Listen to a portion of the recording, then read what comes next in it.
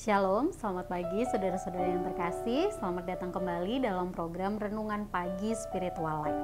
Perenungan kita pagi ini akan melanjutkan ayat pembacaan kita kemarin, yaitu terambil dari Kisah Para Rasul pasal 6 ayat 1-7 dengan judul perikop 7 orang dipilih untuk melayani orang miskin.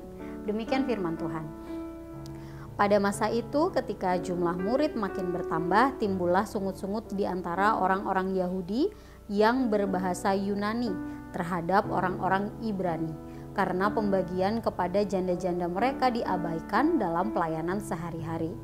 Berhubung dengan itu, ke-12 rasul itu memanggil semua murid berkumpul dan berkata, "Kami tidak merasa puas karena kami melalaikan firman Allah untuk melayani meja.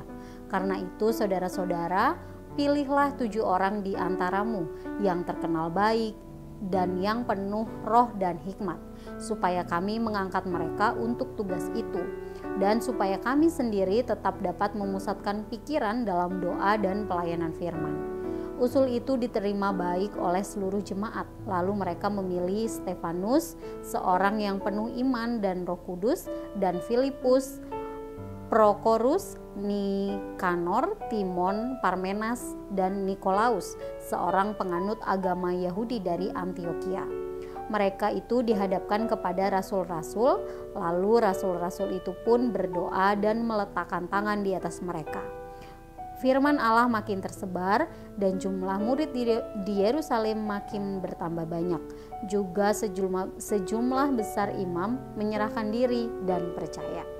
Saudara, di dalam perikop ini diceritakan bahwa jumlah jemaat dalam gereja mula-mula bertambah banyak. Nah, seiring dengan perkembangan tersebut muncullah beberapa masalah di antara mereka. Nah, salah satunya adalah orang-orang Yahudi yang berbahasa Yunani atau disebut kaum Helenis. Mereka mengeluh bahwa pembagian kepada janda-janda dari pihak mereka itu diabaikan. Nah, menghadapi situasi yang demikian, mereka segera menyelesaikan masalah tersebut dengan bijaksana dan sesuai dengan bimbingan Roh Kudus. Para rasul kemudian memanggil semua pemimpin jemaat dan kemudian memilih 7 orang yang akan melaksanakan tugas diakonia itu. Mereka haruslah seseorang yang memiliki karakter yang baik, dewasa dalam iman, dipenuhi Roh Kudus dan hikmat. Nah, melalui pembagian tugas ini, para rasul dapat kembali berfokus pada pemberitaan firman, dan pemimpin jemaat serta 7 orang yang baru saja dipilih dapat mengurus hal-hal yang berkaitan langsung dengan urusan di dalam jemaat. Nah, mereka semua bekerja sama dan fokus pada pelayanan masing-masing, sehingga Injil terus tersebar dan banyak lagi orang yang percaya kepada Yesus. Nah, saudara, sekalipun gereja adalah anggota tubuh Kristus, bukan berarti gereja dapat bebas dari masalah. Seiring dengan perkembangannya, gereja pun menghadapi berbagai masalah. Apalagi jika jemaat di dalam gereja berasal dari berbagai suku dengan latar belakang budaya yang berbeda. Nah, tidak heran jika dalam jemaat mula-mula juga orang Helenis merasa terabaikan dibandingkan dengan jemaat dari orang Ibrani. Nah, hal ini juga terkadang dialami oleh gereja masa kini.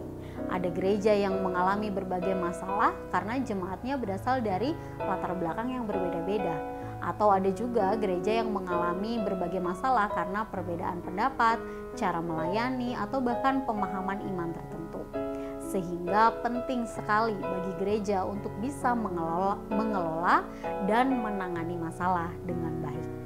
Belajar dari gereja mula-mula, maka prinsip utama dalam menangani masalah ialah meminta kebijaksanaan dan juga bimbingan dari Roh Kudus.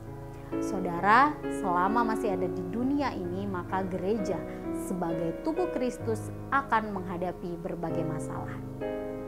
Jika saat ini kita dipercayakan untuk melayani di gereja dan kemudian menghadapi masalah, maka mari kita belajar dari prinsip yang dilakukan oleh gereja mula-mula, yakni berusaha menangani masalah tersebut dengan meminta kebijaksanaan dan bimbingan dari Roh Kudus.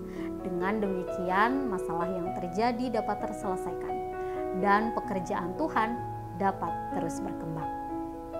Saudara, marilah kita mengambil waktu sejenak untuk merenungkan firman yang baru saja kita dengar. Saudara, adakah masalah yang sedang saudara hadapi di gereja saat ini? Apa sajakah masalah-masalah tersebut? Jika ada, maka mari mulai mendoakan setiap masalah-masalah tersebut.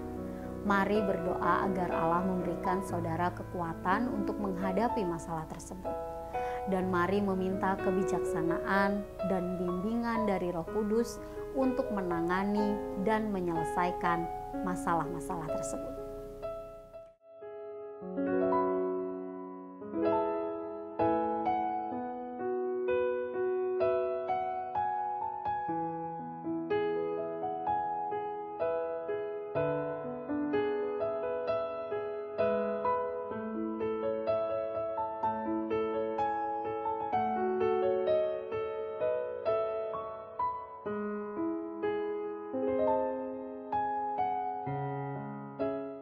Demikian renungan kita, mari kita berdoa. Ya Allah Bapa, kami sungguh mengucap syukur untuk kebaikan, kasih, dan setia Tuhan dalam kehidupan kami. Terima kasih jika Tuhan sudah menolong kami sampai hari ini dan kami bisa memulai kembali hari kami dalam keadaan yang baik. Ya Tuhan, kami juga bersyukur untuk kebenaran firman Tuhan yang kembali mengingatkan kepada kami bahwa setiap hari kami membutuhkan bimbingan dan juga hikmat dari Roh Kudus. Ya Tuhan, jika saat ini ada mungkin masalah yang sedang kami hadapi di gereja, baik itu berkaitan dengan pelayanan atau juga hubungan dengan jemaat lainnya, kami berdoa kiranya Tuhan menganugerahkan kepada kami hikmat, memberikan kepada kami kekuatan, dan juga membimbing kami untuk menyelesaikan masalah-masalah tersebut dengan baik, sehingga pekerjaan Tuhan kembali dapat berjalan dan berkembang sebagaimana mestinya. Ya Tuhan, berikan juga kami hikmat dan juga tolong kami dalam kami melakukan semua aktivitas kami hari ini.